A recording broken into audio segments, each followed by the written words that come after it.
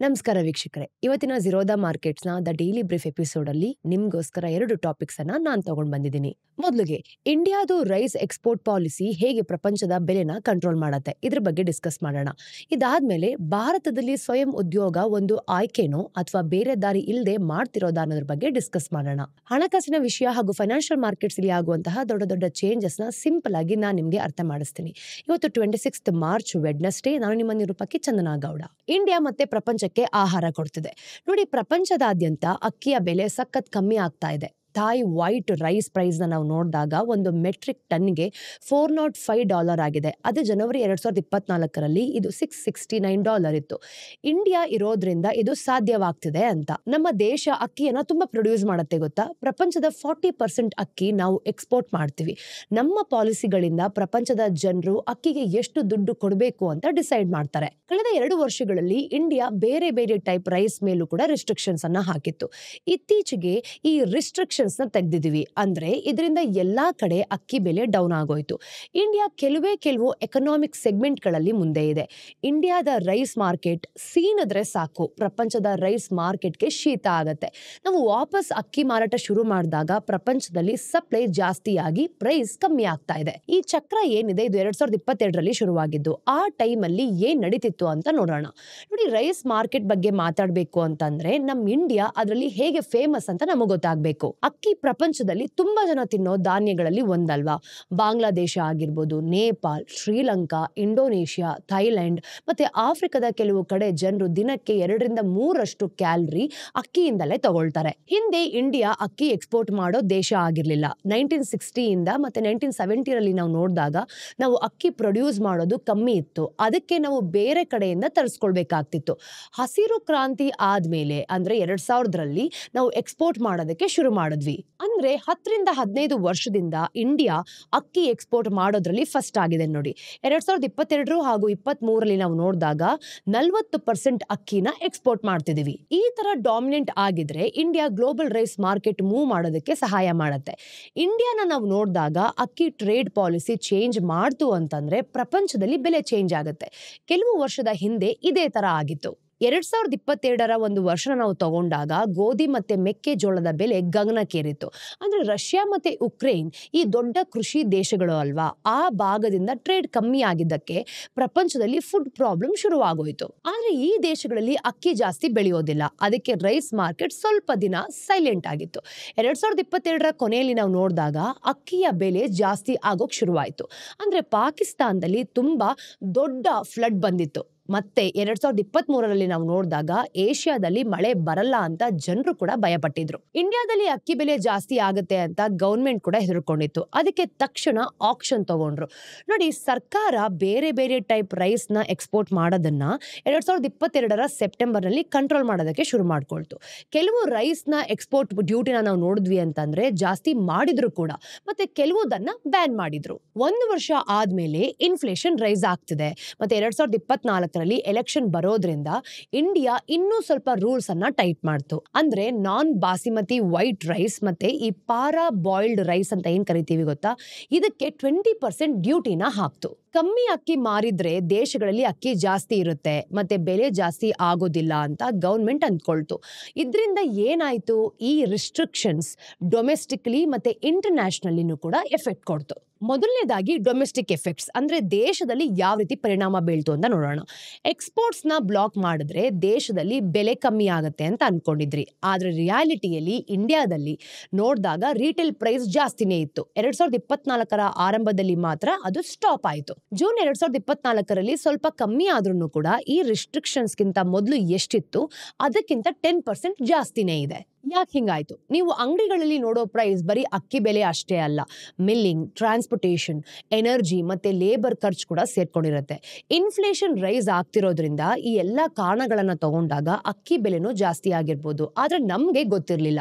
Trade restrictions Indian ಕನ್ಸ್ಯೂಮರ್ಸ್ಗೆ problem ಆಗುತ್ತೋ ಇಲ್ವೋ ಅಂತ ಹೇಳಕ್ ಬರಲ್ಲ.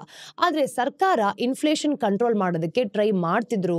ಅದು ಅನ್ಕೊಂಡ್ ತರ ವರ್ಕ್ ಆಗ್ಲೇ ಇಲ್ಲ. ಇನ್ನು ಎಕ್ಸ್ಪೋರ್ಟ್ ರಿಸ್ಟ್ರಿಕ್ಷನ್ಸ್ ಇರ್ಲಿಲ್ಲ ಅಂತಂದ್ರೆ ಬೆಲೆ ಜಾಸ್ತಿ ಆಗಿತ್ತೋ ಅಥವಾ ಅದು ಕಡಿಮೆ ಪರಿಣಾಮ ಬೀರ್ತಿತ್ತೋ ನಮ್ಗೆ ಕರೆಕ್ಟ್ ಆಗಿ ಗೊತ್ತಾಗಿಲ್ಲ. ಈ ಮೆಷರ್ಸ್ ನ ತಗೊಂಡಿದ್ದಕ್ಕೆ ಯಾರಿಗೆ ಜಾಸ್ತಿ ಕಷ್ಟ ಆಯ್ತು ಅಂತ ಯೋಚನೆ ಮಾಡೋದು ಖಂಡಿತವಾಗ್ಲೂ ಮುಖ್ಯ ಅಲ್ವಾ?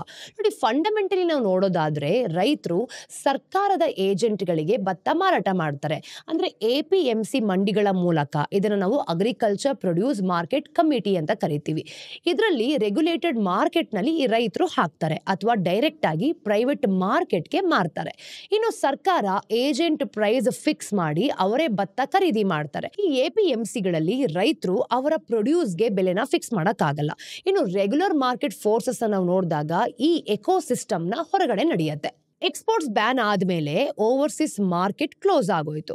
ಅದೇ ಪ್ರೈವೇಟ್ ಮಾರ್ಕೆಟ್ ಕೂಡ ಡ್ರೈ ಆಯ್ತು ನೋಡಿ. ದುಡ್ಡಿಗೋಸ್ಕರ ಬೇರೆ ದೇಶಕ್ಕೆ ಅಕ್ಕಿ ಮತ್ತೆ ಭತ್ತ ಮಾರ್ತಿದ್ದ ರೈತರಿಗೆ ಸರಿಯಾದ ಬೆಲೆ ಸಿಗದೆ ತುಂಬಾನೇ ಲಾಸ್ ಆಗೋಯ್ತು. ನೆಕ್ಸ್ಟ್, ಗ್ಲೋಬಲ್ ಎಫೆಕ್ಟ್ಸ್ ಯಾವ ರೀತಿ ಆಯ್ತು ನೋಡೋಣ. ಇಂಡಿಯಾ ಎಕ್ಸ್ಪೋರ್ಟ್ಸ್ ಮೇಲೆ ಕರ್ಬ್ಸ್ ಹಾಕಿದ ತಕ್ಷಣ ಪ್ರಪಂಚದಲ್ಲಿ ಅಕ್ಕಿ ಬೆಲೆ ಚೇಂಜ್ ಆಗೋಯ್ತು. ಜುಲೈ 2023ರಿಂದ ನಾವು ನೋಡ್ತಿದೀವಿ ಅಂದ್ರೆ ಸೆಪ್ಟೆಂಬರ್ 2024ರವರೆಗೆ ರಿಸ್ಟ್ರಿಕ್ಷನ್ಸ್ ಜಾಸ್ತಿ ಇದ್ದಾಗ ಥಾಯ್ ವೈಟ್ ರೈಸ್ ಪ್ರೈಸ್ ಏನಿದೆ ಇದು ಒಂದು ಮೆಟ್ರಿಕ್ ಟನ್ಗೆ $615 ಆಯ್ತು.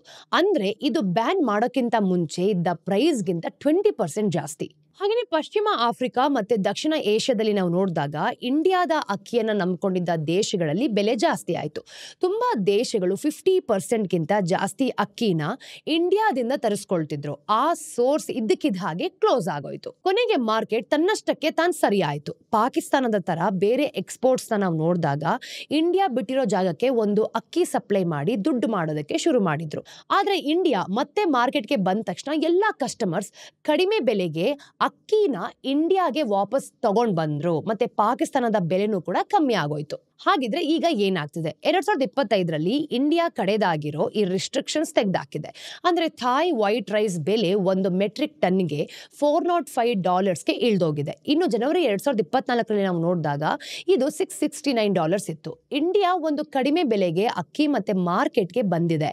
ಅದಕ್ಕೆ ಈ ರೀತಿ ಆಗಿದೆ ಅಂತ ಹೇಳ್ತಿರೋದು. ಹಾಗೇನೆ ಬೇರೆ ದೇಶಗಳು ಕೂಡ ಇದನ್ನೆಲ್ಲ ನೋಡ್ಕೊಂಡು ನಿಟ್ಟುಸಿರು ಬಿಡ್ತಾ ಇದ್ದಾರೆ. ನಮ್ಮ ಡೊಮೆಸ್ಟಿಕ್ ರೈಸ್ ಪಾಲಿಸಿ ಪವರ್ಫುಲ್ ಆಗಿದೆ ಕೂಡ ಮತ್ತೆ ಅಂಡರ್ ಪವರ್ಡ್ ಆಗಿದೆ. ಹೇಗೆ ಅಂತ ನೋಡೋಣ. ಇಂಡಿಯಾದ ಎಕ್ಸ್ಪೋರ್ಟ್ಸ್ ಕಂಟ್ರೋಲ್ ಇಂದ ಪ್ರಪಂಚದಲ್ಲಿ ಬೆಲೆ ಜಾಸ್ತಿ ಆಯ್ತು ಅಲ್ವಾ? ಅಕ್ಕಿ ಬೆಲೆ ನಾವು ನೋಡಿದಾಗ ಸುಮಾರು 20% ಜಾಸ್ತಿ ಆಗಿದೆ. ಮತ್ತೆ ಇಂಪೋರ್ಟರ್ಸ್ ಯಾರೆಲ್ಲ ಇರ್ತಾರೆ ಅವರು ಬೇರೆ ಸಪ್ಲೈಯರ್ಸ್ ನ ಹುಡ್ಕೋದಕ್ಕೆ ಶುರು ಮಾಡಿದ್ರು. ನಾವು ಅನ್ಕೊಂಡಿದ್ದ ತರ ಈ ಡೊಮೆಸ್ಟಿಕ್ ರಿಟೇಲ್ ಪ್ರೈಸ್ ಕಮ್ಮಿ ಆಗ್ಲಿಲ್ಲ. ರಫ್ತು ನಿಷೇಧಿಸೋದ್ರಿಂದ ರೈತರಿಗೆ ಮತ್ತೆ ಎಕ್ಸ್ಪೋರ್ಟ್ ಮಾಡೋರ್ಗೆ ಲಾಸ್ ಆಯ್ತು.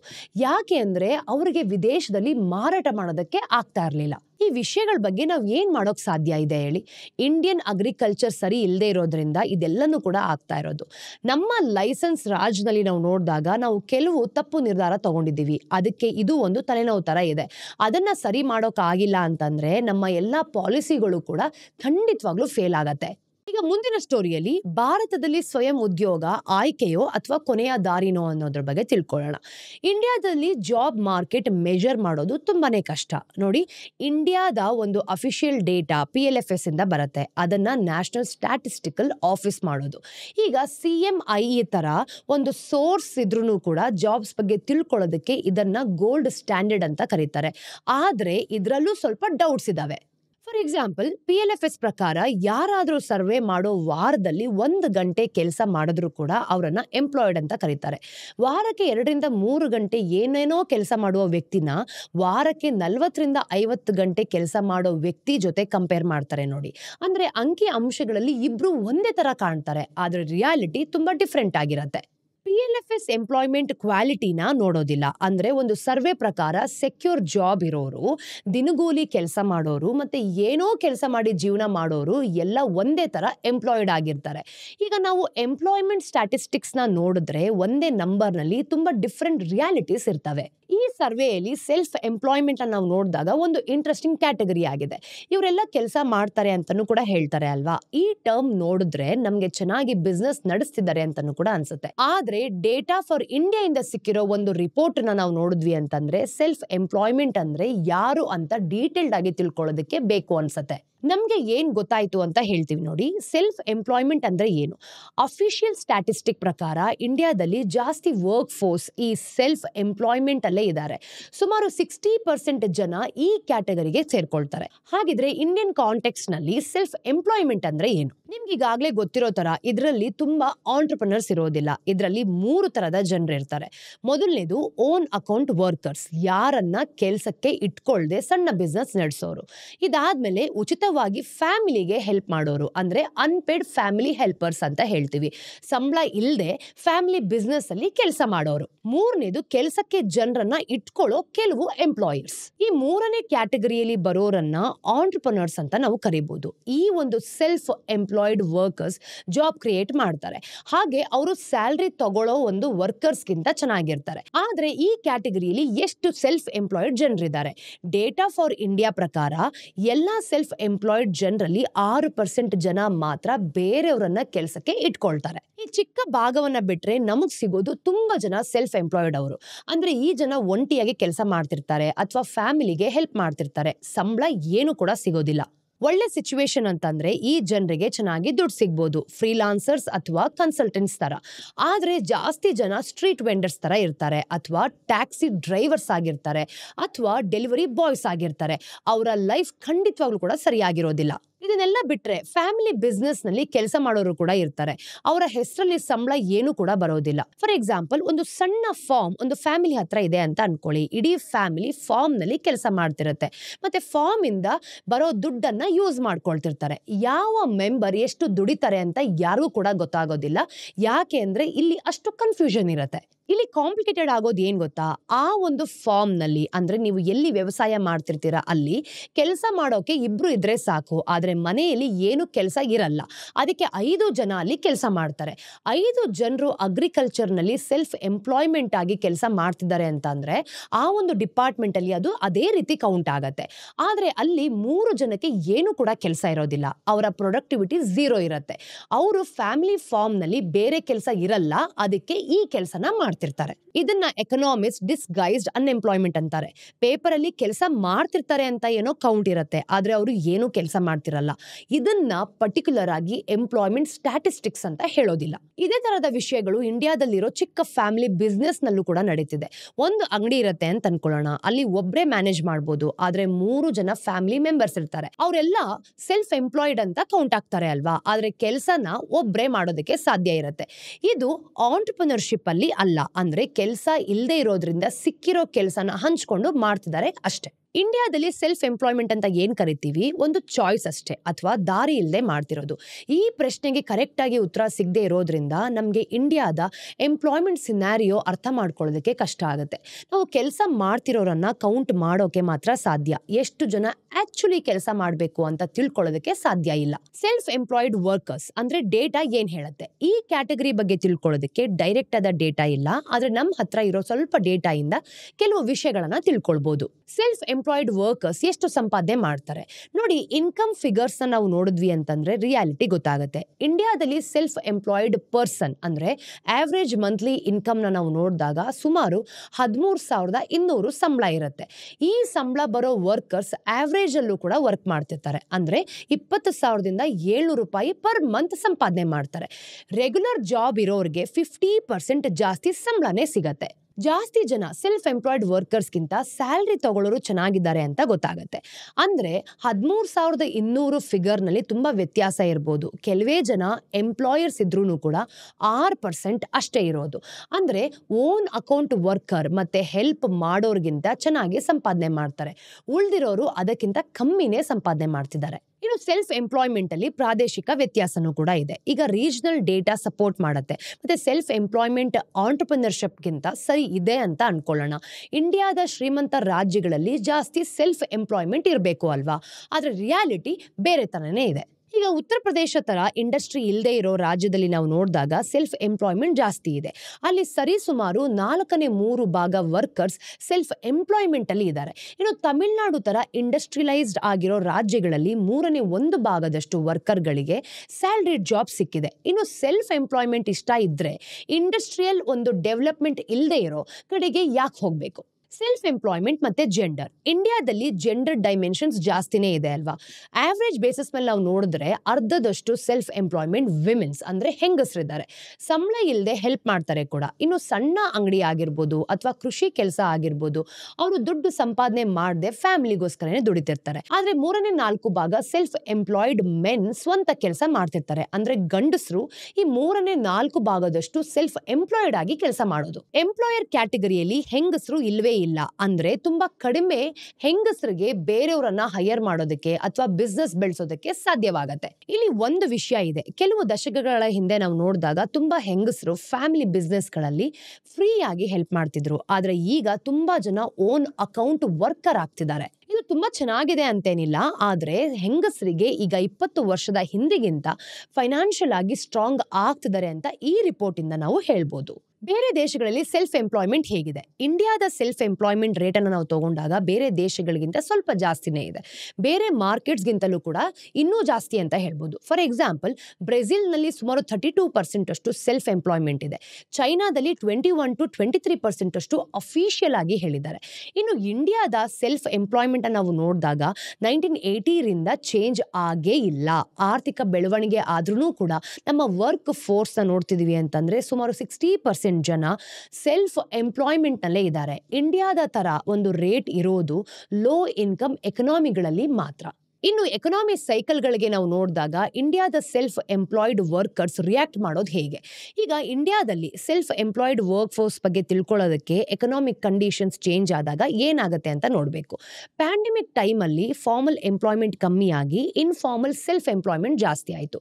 ಇದರಿಂದ ಎಕನಾಮಿ ಸರಿ ಇಲ್ಲ ಅಂದ್ರೆ ಜಾಸ್ತಿ ಜನಕ್ಕೆ ಬೇರೆ ದಾರಿ ಇಲ್ಲ ಅಂತ ಗೊತ್ತಾಗತ್ತೆ. ಎಜುಕೇಶನ್ ಮತ್ತೆ ಸೆಲ್ಫ್ ಎಂಪ್ಲಾಯ್ಮೆಂಟ್. ಈಗ ಎಜುಕೇಶನ್ ಲೆವೆಲ್ ಇಂದನೂ ಕೂಡ ನಾವು ನೋಡಿದ್ರೆ ಇದೇ ತರ ಗೊತ್ತಾಗತ್ತೆ.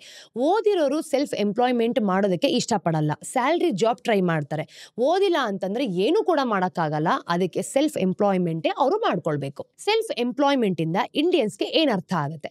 ಇಂಡಿಯಾದಲ್ಲಿ ಕೆಲವು ಸೆಲ್ಫ್ ಎಂಪ್ಲಾಯ್ಡ್ ಜನ ಸಕ್ಸಸ್ಫುಲ್ ಆಗಿದ್ದಾರೆ ಅಷ್ಟೇ. ಅಂದ್ರೆ ಬೇರೆಯವ್ರಿಗೆ ಕೆಲಸ ಕೊಡೋದಕ್ಕೆ ಸಾಧ್ಯ ಇರೋರು 6% ಜನ ಅಷ್ಟೇ ಇರೋದು. ಅವ್ರು ಮಾತ್ರ ಇಂಡಿಯನ್ ಎಕನಾಮಿಕ್ ಗ್ರೋತ್ಗೆ ಸಪೋರ್ಟ್ ಮಾಡ್ತಿರೋದು. ಆದ್ರೆ ತುಂಬಾ ಜನ ಸೆಲ್ಫ್ ಎಂಪ್ಲಾಯ್ಮೆಂಟ್ ಅನ್ನ ಒಂದು ದಾರಿ ಇಲ್ಲದೆ ಇರೋದ್ರಿಂದ ಆಯ್ಕೆ ಮಾಡ್ಕೊಂಡಿರೋದು. ಇಂಡಿಯಾದ ಎಕನಾಮಿ ತಿಳ್ಕೊಳ್ಳೋದಕ್ಕೆ ನಮಗೆ ಈ ವಿಷಯ ತುಂಬಾನೇ ಮುಖ್ಯ. ಸೆಲ್ಫ್ ಎಂಪ್ಲಾಯ್ಮೆಂಟ್ ಜಾಸ್ತಿ ಇದ್ರೆ ನಮ್ಮ ಎಕನಾಮಿ ಸ್ಟ್ರಾಂಗ್ ಆಗುತ್ತೆ ಅಲ್ವಾ. ನೋಡಿ, ಸಣ್ಣ ಬಿಸ್ನೆಸ್ಗೆ ನಾವು ಹೇಗೆ ಸಪೋರ್ಟ್ ಮಾಡಬೇಕು ಅಂತ ನೋಡ್ತಿದ್ದೀವಿ. ಆದ್ರೆ ಈಗ ಸೆಲ್ಫ್ ಎಂಪ್ಲಾಯ್ಮೆಂಟ್ ಜಾಸ್ತಿ ಇರೋದ್ರಿಂದ ಜಾಬ್ ಕ್ರಿಯೇಷನ್ ಕಮ್ಮಿ ಆಗ್ತಾ ಇದೆ. ಅದಕ್ಕೆ ಫಾರ್ಮಲ್ ಜಾಬ್ ಕ್ರಿಯೇಷನ್ ಜಾಸ್ತಿ ಮಾಡೋದು, ಮ್ಯಾನುಫ್ಯಾಕ್ಚರಿಂಗ್ ನಲ್ಲಿ ದುಡ್ಡು ಹಾಕೋದು ಮತ್ತೆ ಜನರಿಗೆ ಕೆಲಸ ಸಿಗೋಕೆ ಸಹಾಯ ಮಾಡೋದು, ಈ ವಿಷಯದ ಬಗ್ಗೆ ಜಾಸ್ತಿ ಗಮನ ಕೊಡಬೇಕು. ಎಂಪ್ಲಾಯ್ಮೆಂಟ್ ಮೆಜರ್ ಮಾಡ್ಕೊಳ್ಳೋದಾಗ್ಲಿ ಅಥವಾ ಅರ್ಥ ಮಾಡ್ಕೊಳ್ಳೋದು ತುಂಬಾನೇ ಮುಖ್ಯ. ಇಲ್ಲ ಅಂದ್ರೆ ಪೇಪರ್ ಅಲ್ಲಿ ಚೆನ್ನಾಗಿ ಕಾಣ್ತಿರೋ ಫಿಗರ್ಸ್ಗೆ ಖುಷಿ ಪಡೋದು ಬೇಡ. ಅದು ರಿಯಾಲಿಟಿನೂ ಕೂಡ ಅಲ್ಲ.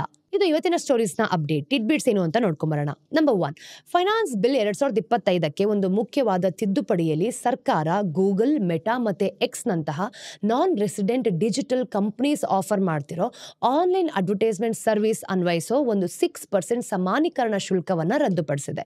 ಭಾರತದಲ್ಲಿ ನಾವು ನೋಡಿದಾಗ ಫಿಸಿಕಲ್ ಪ್ರೆಸೆನ್ಸ್ ಇಲ್ಲದೆ ಇರೋ ಫಾರಿನ್ ಪ್ಲಾಟ್ಫಾರ್ಮ್ಸ್ಗೆ ಇಂಡಿಯನ್ ಅಡ್ವರ್ಟೈಸರ್ಸ್ ಕೊಡೋ ರೆವಿನ್ಯೂನ ಟಾರ್ಗೆಟ್ ಮಾಡ್ತಿತ್ತು. ಅಂದ್ರೆ ಆಗಸ್ಟ್ 1, 2024ರಿಂದ ಈ ಕಾಮರ್ಸ್ ಟ್ರಾನ್ಸಾಕ್ಷನ್ಸ್ ನಾವು ನೋಡಿದಾಗ ಇದರ ಮೇಲಿದ್ದ 2% ಶುಲ್ಕವನ್ನ ತೆಗೆದು ಹಾಕಿದ್ದಾರೆ. ಇನ್ನು 6% ಶುಲ್ಕವನ್ನ ತೆಗೆದು ಹಾಕಿದ್ರು ಅಂತ ಅನ್ಕೊಳ್ಳಿ. ಸೆಕ್ಷನ್ 1050 ಅಡಿಯಲ್ಲಿರೋ ಇನ್ಕಮ್ ಟ್ಯಾಕ್ಸ್ ಎಕ್ಸೆಂಪ್ಷನ್ ಸಹ ಹಿಂಪಡೆದಿದೆ ಅಂತ. ಇದರಿಂದ ಈ ಇನ್ಕಮ್ ಈಗ ರೆಗ್ಯುಲರ್ ಟ್ಯಾಕ್ಸ್ ಪ್ರಾವಿಷನ್ಸ್ ನ ಒಳಪಡಿಸಿಕೊಳ್ಳುತ್ತೆ. ಈ ತಿದ್ದುಪಡಿ ಲೋಕಸಭೆಯಲ್ಲಿ ಮಂಡಿಸಲಾದ ಒಂದು ಫೈನಾನ್ಸ್ ಬಿಲ್ 2025ರಲ್ಲಿ ಮಾಡಿದ ಒಂದು 59 ಚೇಂಜಸ್ ನ ಒಂದು ಭಾಗ ಅಂತ ಹೇಳ್ಬೋದು. ಈ ಮೂವ್ ಫಾರಿನ್ ಫರ್ಮ್ಸ್ಗೆ ಕಂಪ್ಲೈಯನ್ಸ್ ನ ಈಸಿ ಮಾಡುತ್ತೆ. ನಂಬರ್ 2, ಮಹೀಂದ್ರಾ ಅಂಡ್ ಮಹೀಂದ್ರಾ ಕಂಪನಿಯ ಸುಮಿಟೋಮೊ ಕಾರ್ಪೊರೇಷನ್ಸ್ ನಾವು ನೋಡಿದಾಗ SML ಇಸ್ಯೂಜಿನಲ್ಲಿ ಹೊಂದಿರೋ 43.96% ಅನ್ನ ಪಾಲ್ ಕೊಂಡ್ಕೊಳ್ಬೇಕು ಅಂತ ಮಾತುಕತೆ ನಡೆಸ್ತಿದೆ. ಇನ್ನು ಕಂಪನಿಯ ಈಗಿನ ಮಾರ್ಕೆಟ್ ಕ್ಯಾಪಿಟಲೈಸೇಷನ್ 2,500 ಕೋಟಿ ಇದೆ. ಅದರ ಪ್ರಕಾರ ಈ ಪಾಲಿನ ವ್ಯಾಲ್ಯೂ ನೋಡಿದಾಗ ಸುಮಾರು 1,100 ಕೋಟಿ ಆಗತ್ತೆ. M&M ಪ್ರತಿ ಶೇರ್ಗೆ 1,400 ರಿಂದ 1,500 ಕೊಟ್ಟು ಖರೀದಿ ಮಾಡಬೇಕು ಅಂತ ಯೋಚನೆ ಮಾಡ್ತಿದ್ದಾರೆ. ಇದು SML ಇಸ್ಯೂಜಿನ ಬೆಲೆಯನ್ನ ಸುಮಾರು 2,000 ಕೋಟಿಗೆ ಏರ್ಸತ್ತೆ. SML ಇಸುಜಿನ ಕಮರ್ಷಿಯಲ್ ವೆಹಿಕಲ್ ಸೇಲ್ಸ್ 2025ನೇ ಫೈನಾನ್ಷಿಯಲ್ ಇಯರ್ನಲ್ಲಿ ಏಪ್ರಿಲ್ ಫೆಬ್ರವರಿ ಅಂದರೆ 0.2% ಏರಿಕೆಯನ್ನು ಕಂಡಿದೆ. ಪ್ಯಾಸೆಂಜರ್ ವೆಹಿಕಲ್ ಸೇಲ್ಸ್ ನಾವು ನೋಡಿದಾಗ 35.8% ಅಷ್ಟು ಹೆಚ್ಚಾಗಿದೆ. ಇನ್ನು ಕಾರ್ಗೋ ವೆಹಿಕಲ್ಸ್ ಮಾರಾಟ ನಾವು ನೋಡಿದ್ವಿ ಅಂತಂದ್ರೆ ಕಳೆದ ತಿಂಗಳು 15.3% ಅಷ್ಟು ಜಾಸ್ತಿ ಆಗಿದೆ. ಇದು 2025ನೇ ಫೈನಾನ್ಷಿಯಲ್ ಇಯರ್ನ ಮೊದಲ 9 ತಿಂಗಳಲ್ಲಿ ಕಾರ್ಯಾಚರಣೆಗಳಿಂದ ಬಂದಿರೋ ರೆವಿನ್ಯೂ ಅಂದ್ರೆ 7.34% ಅಷ್ಟು ಏರಿಕೆ ಆಗಿರೋದು 1627.61 ಕ್ರೋರ್ಸ್ ಆಗಿದೆ ಅಂತ. ಮತ್ತೆ ಟ್ಯಾಕ್ಸ್ ಆದ್ಮೇಲೆ ಪ್ರಾಫಿಟ್ ನಾವು ನೋಡಿದಾಗ 23.69% ಅಷ್ಟು ಜಂಪ್ ಆಗಿರೋದು ಅಂದ್ರೆ 68.72 ಕ್ರೋರ್ಸ್ ತಲುಪಿದೆ ಅಂತ. ಲೈಟ್ ಕಮರ್ಷಿಯಲ್ ವೆಹಿಕಲ್ ಆಫರಿಂಗ್ಸ್ ಕೂಡ MNM ಸದ್ಯಕ್ಕೆ ಕಮರ್ಷಿಯಲ್ ವೆಹಿಕಲ್ ಸೆಗ್ಮೆಂಟ್ ಅಲ್ಲಿ 23.5% ಮಾರ್ಕೆಟ್ ಶೇರ್ ಅನ್ನ ಹೊಂದಿದೆ. ಕೊನೆಯ ಟಿಡ್ಬಿಟ್, ಭಾರತೀಯ ರೂಪಾಯಿ ಸೋಮವಾರ 9ನೇ ದಿನವೂ ಕೂಡ ಏರಿಕೆನ ಕಂಡು ಡಿಸೆಂಬರ್ 30, 2024 ನಂತರ ಮೊದಲ ಬಾರಿಗೆ $1ಗೆ 85.64 ರೂಪೀಸ್ ತಲುಪಿದೆ. ಅಂದ್ರೆ ಇಂಟ್ರಾ ಡೇ ನಲ್ಲಿ 85.49 ರೂಪೀಸ್ ತಲುಪಿತ್ತು. ಮಾರ್ಚ್ ನಲ್ಲಿ ಈವರೆಗೆ ನಾವು ನೋಡಿದಾಗ ಡೊಮೆಸ್ಟಿಕ್ ಕರೆನ್ಸಿ 2.19% ಏರಿಕೆ ಕಂಡಿದೆ. ಈ ತಿಂಗಳಲ್ಲಿ ಏಷ್ಯಾದ ಕರೆನ್ಸಿಗಳಲ್ಲಿ ನಾವು ನೋಡಿದಾಗ ಬೆಸ್ಟ್ ಪರ್ಫಾರ್ಮಿಂಗ್ ಅನ್ನು ಕೂಡ ಕೊಟ್ಟಿದೆ. ಆದ್ರೆ 2025ನೇ ಕ್ಯಾಲೆಂಡರ್ ಇಯರ್ ನಾವು ನೋಡಿದಾಗ 0.03% ಸವಕಳಿಯೊಂದಿಗೆ ಸಮತಟ್ಟಾಗಿದೆ ಅಂತ. ಆದ್ರೆ ಫೈನಾನ್ಷಿಯಲ್ ಇಯರ್ ನಲ್ಲಿ ರೂಪಾಯಿ ಇನ್ನೂ ಕೂಡ ಅಂದ್ರೆ 2.61% ಅಷ್ಟು ಕುಸಿದಿದೆ ನೋಡಿ. ಇದೆಲ್ಲ ನೋಡಿದಾಗ ವಿದೇಶಿ ಬ್ಯಾಂಕ್ಗಳಿಂದ ಡಾಲರ್ ಮಾರಾಟ ಹೆಚ್ಚಾಗ್ತಿರೋದ್ರಿಂದ ರೂಪಾಯಿ ವ್ಯಾಲ್ಯೂ ಏನಿದೆ ಅದು ಕೂಡ ಜಾಸ್ತಿ ಆಗ್ತಿದೆ. ಇದನ್ನ ಸಪೋರ್ಟ್ ಮಾಡಬೇಕು ಅಂತ RBIನ $10 ಬಿಲಿಯನ್ ಫಾರೆಕ್ಸ್ ಸ್ವಾಪ್ ಆಕ್ಷನ್ ಏನಿದೆ ಅದು $22.28 ಬಿಲಿಯನ್ ಬಿಡ್ಸ್ ಅನ್ನ ಸ್ವೀಕರಿಸಿದ್ರು. ಅಂದ್ರೆ ಕಟ್ ಆಫ್ ಪ್ರೀಮಿಯಂನ ನಾವು ನೋಡಿದಾಗ 5.86 ರೂಪೀಸ್ ಆಗಿದೆ ಅಂತ. RBIಯ net short dollar forward position ನಾವು ನೋಡಿದಾಗ ಜನವರಿಯಲ್ಲಿ $77.5 ಬಿಲಿಯನ್ ಆಗಿದೆ. ಫೆಬ್ರವರಿಯಲ್ಲಿ ಈ-ರೂಪಿ ವೋಚರ್ ವಿತರಣೆ ಜಾಸ್ತಿ ಆಗಿರೋದ್ರಿಂದ ಇಂಡಿಯನ್ ಬ್ಯಾಂಕ್ 5,07,550 ವೋಚರ್ಗಳನ್ನ ಕ್ರಿಯೇಟ್ ಮಾಡಿದೆ. ಮತ್ತೆ SBI 1,26,810 ವೋಚರ್ಗಳನ್ನ ಸೃಷ್ಟಿಸಿದೆ. ಆದ್ರೂ ಕೂಡ ರಿಡಂಪ್ಷನ್ ಕಮ್ಮಿ ಆಗಿದೆ ನೋಡಿ. ಸ್ನೇಹಿತರೆ, ಇದು ಇವತ್ತಿನ ಝೀರೋದ ಮಾರ್ಕೆಟ್ಸ್ನ ದ ಡೈಲಿ ಬ್ರೀಫ್ನ ಅಪ್ಡೇಟ್. ಮತ್ತಷ್ಟು ಅಪ್ಡೇಟ್ಸ್ ಒಂದಿಗೆ ನಾನು ನಿಮಗೆ ಮುಂದಿನ ವಿಡಿಯೋಲಿ ಸಿಗ್ತೀನಿ. ಅಲ್ಲಿ ತನಕ ಟೇಕ್ ಕೇರ್. ನೀವೇನಾದ್ರೂ ನಮ್ಮ ಚಾನಲ್ಗೆ ಫಸ್ಟ್ ಟೈಮ್ ಬರ್ತಿದ್ದೀರಾ ಅಂತಂದ್ರೆ ಸಬ್ಸ್ಕ್ರೈಬ್ ಮಾಡೋದನ್ನ ಮರಿಬೇಡಿ, ಸೊ ದಟ್ ನೀವು ಯಾವ ವಿಡಿಯೋಸ್ನ ಕೂಡ ಮಿಸ್ ಮಾಡ್ಕೊಳ್ಳೋದಿಲ್ಲ.